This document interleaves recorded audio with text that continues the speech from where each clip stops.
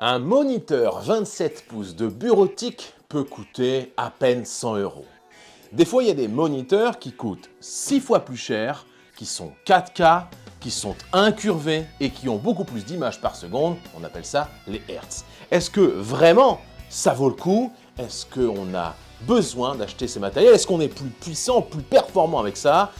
C'est ce qu'on va voir aujourd'hui. Hey, salut les noobs et bienvenue dans cette toute nouvelle vidéo. Vous l'aurez compris, cette semaine, c'est un test grandeur nature des moniteurs que je vous propose. On va voir si réellement la 4K c'est génial, on va voir si les performances s'améliorent, et ça sera tout à la fin de la vidéo, si on met du 165 Hz au lieu du traditionnel 60 Hz. Ça va être énorme. Est-ce que l'incurvé aussi c'est meilleur? Comment ça marche l'incurvé? Comment s'y repérer dans une sorte de guide d'achat? On verra ça bien sûr dans la vidéo. Pour me forger cette petite idée sur l'intérêt par exemple du 165 Hz, j'ai utilisé 4 écrans. J'ai eu 3 écrans dans les 10 dernières années. Ce Philips que j'avais acheté pour le côté 24 pouces, aujourd'hui je m'en sers uniquement en retour pour ma caméra, c'était du 1080p. Ensuite je suis passé à l'écran 144 Hz pour utiliser la 3D avec cet écran Asus. Mais la 3D sur PC, ça n'a pas trop marché. Du coup c'est maintenant l'écran de mon gamin qui joue à Fortnite en 144 Hz. Enfin récemment je suis passé à la 4K et à l'incurvé en même temps avec mon écran Samsung. C'est un 32 pouces mais il n'a que 60 Hz, contrairement au dernier modèle que l'on va tester aujourd'hui. Et enfin, le dernier, le bon MSI, ça c'est de l'écran de folie, voilà, MSI Artemis 343 CQR. Il vaut le petit prix neuf de 750 € environ, et celui-là, je l'ai trouvé par le sponsor du jour. Le partenaire de cette vidéo est Tech, l'application Android ou iOS qui vous permettra de suivre en temps réel les promotions sur votre matériel high-tech favori. Console, PC, PC portable, périphérique, PC, objets connectés, stockage, assistant connecté, mobilier de bureau, pièces pour PC comme des cartes graphiques, de la domotique, des écouteurs, de l'électroménager, bref, vous savez quoi? Allez voir directement parce que la liste est trop longue et je n'ai plus de salive. L'application est faite par des Français et on peut faire une recherche en fonction des pourcentages de réduction, on peut voir les résultats par revendeur, on peut rechercher par marque ou par référence, bref, c'est mon petit coup de cœur de cette semaine, d'autant qu'ils ont accepté de me prêter l'écran MSI que j'avais vu sur leur application dont vous trouvez tous les liens en description. Allez télécharger cette application, vous pourrez même faire partie de l'aventure en partageant vos beaux plans à la communauté, notamment sur Discord, et ça, c'est vraiment cool. Merci Tech. Alors du coup l'écran, vous l'avez vu, c'est un MSI incurvé avec 1000 R, on verra à quoi ça correspond tout à l'heure. On a une résolution de 3440 par 1440, ce n'est pas exactement de la 4K comme on peut voir les résolutions en 2160p si je puis dire. C'est donc un 21 neuvième et c'est pas un 16 neuvième ni un 4 tiers, c'est un 21 neuvième, il est beaucoup plus large que haut, 165 Hz. Ça dépote, voilà, je vous le dis direct. On est compatible bien sûr avec la Xbox, il y a plein d'options sympas, je crois même qu'il y a des LED à l'arrière, c'est un truc de folie. C'est vraiment une tuerie, je suis très content de tester ce matériel. Justement, on a 3 critères à juger, vous l'aurez compris. Le premier, est-ce plus beau en 4K et est-ce utile d'y passer? La réponse est un peu obvious, oui je pense, mais on va en être sûr juste après. Deuxième, qu'est-ce que l'incurvé? Est-ce que l'incurvé c'est utile ou pas? Ça on va le voir aussi. Et à la fin de la vidéo, on verra si c'est utile de passer à 165 Hz. La réponse à ces questions, c'est maintenant, le temps que je déballe mon petit écran.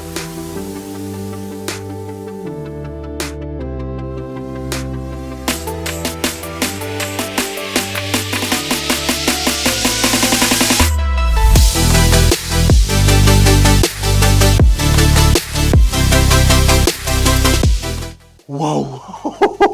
Je viens de terminer de le monter, il y a encore du polystyrène partout là. C'est incroyable quoi, la taille de cet écran. La taille de cet écran incurvé. Là vous le voyez peut-être pas de face là. Je vais essayer de regarder, mais là, vous voyez ce que je veux dire?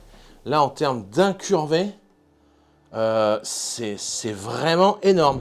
Bon, pour revenir sur l'idée de la 4K, sachez que en 4K, il faudra 4 fois plus d'images, de pixels par seconde qu'en 1080p. Donc votre carte graphique devra être assez puissante pour gérer cette augmentation d'images à générer par seconde. Et très honnêtement, c'est peut-être pour ça que j'ai pris un écran 4K, mais que je n'ai pas pris à l'époque un écran au moins 144 Hz pour pouvoir jouer avec beaucoup plus d'images par seconde, parce que je savais que ma carte graphique n'était pas un monstre. C'était au moment où il y avait des pénuries de cartes graphiques, les prix avaient monté. J'ai dit non, je préfère prendre un écran 4K uniquement 60 Hz, et c'est déjà pas mal. Donc, est-ce que c'est plus joli et plus agréable de jouer en 4K? Oui, j'ai pris une claque quand j'ai démarré mon 4K 60 images par seconde. J'imagine que celui-ci, quand je vais l'allumer, quand je vais le brancher, ça va être le feu, quoi. 144 images par seconde, ça va être extraordinaire, je pense. Est-ce que c'est plus gourmand et ça va demander à votre PC de travailler 4 fois plus? Oui, en tout cas à votre carte graphique.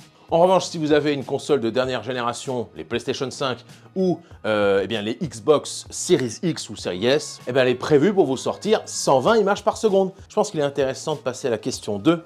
Est-ce que c'est vraiment plus sympa d'avoir un écran incurvé et comment ça marche? On pourrait dire oui, ça vaut le coup d'être sur un écran incurvé.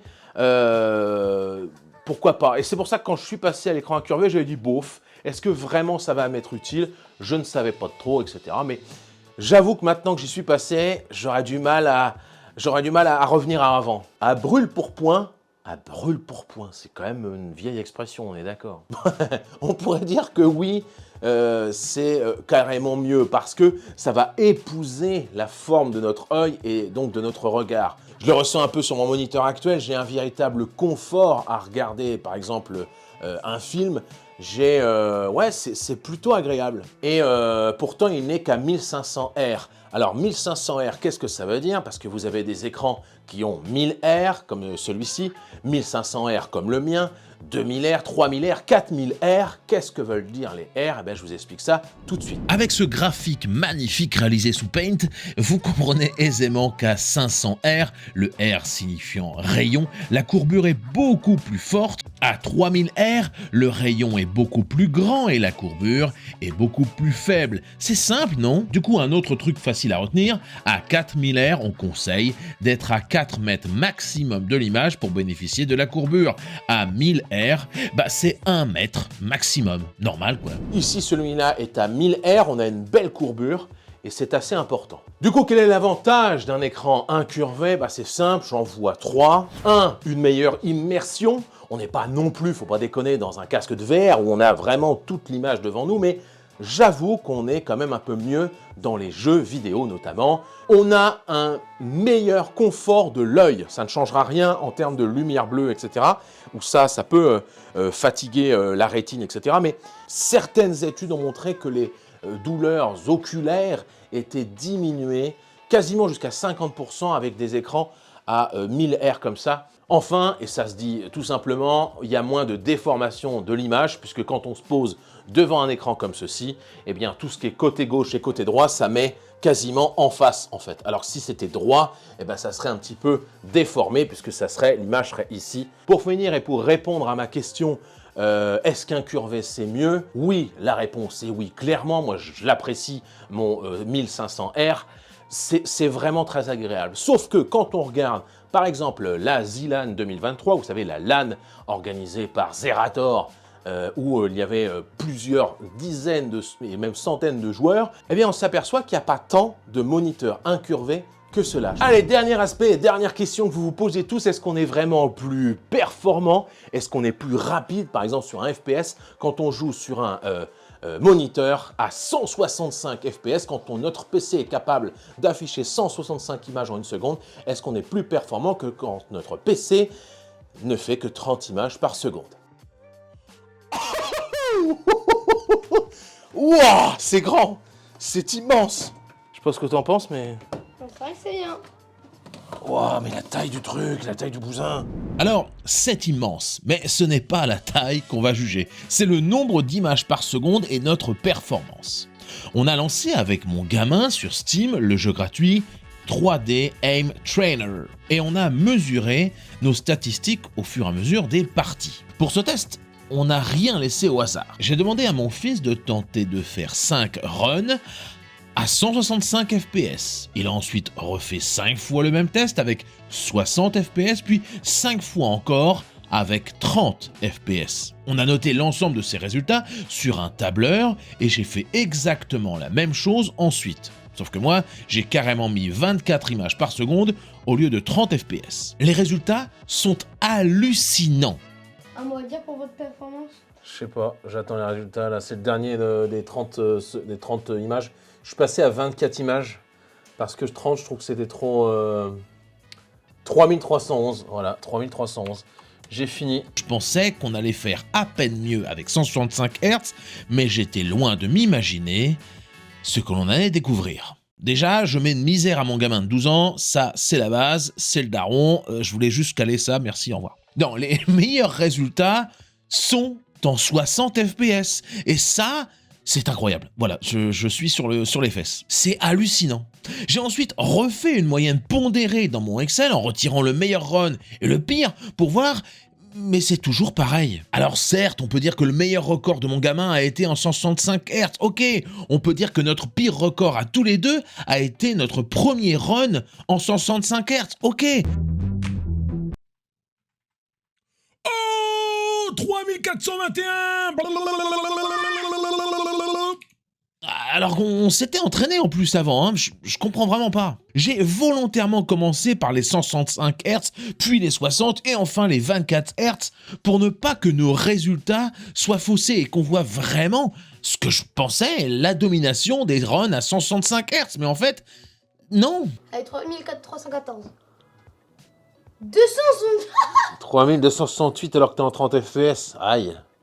Au final et en résumé, afficher un jeu en 165 Hz vous apportera une plus grande fluidité, c'est indéniable. Et ça se voit direct, ça c'est vrai. De plus, vu que vous avez quelques millisecondes d'avance sur un adversaire en 165 Hz, vous partez avec un petit avantage. Mais mettez-moi face à moi sur Fortnite un champion avec 10 FPS, je suis sûr qu'il m'explose avec mes 165 FPS. Le 165 ou même le 144 Hz, c'est mieux, certes, mais mes tests n'ont pas réussi à démontrer qu'il y avait réellement une grosse amélioration.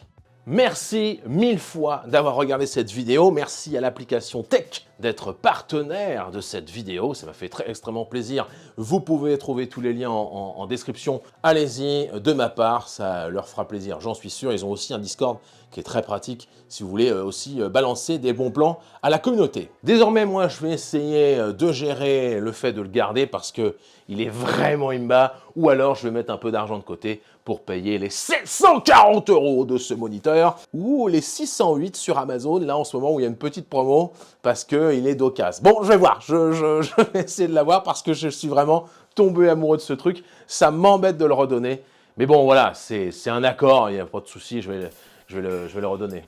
Pas du tout. Allez, merci à vous, et comme le veut la tradition, je vous dis salut, bande de noobs, et à la semaine prochaine.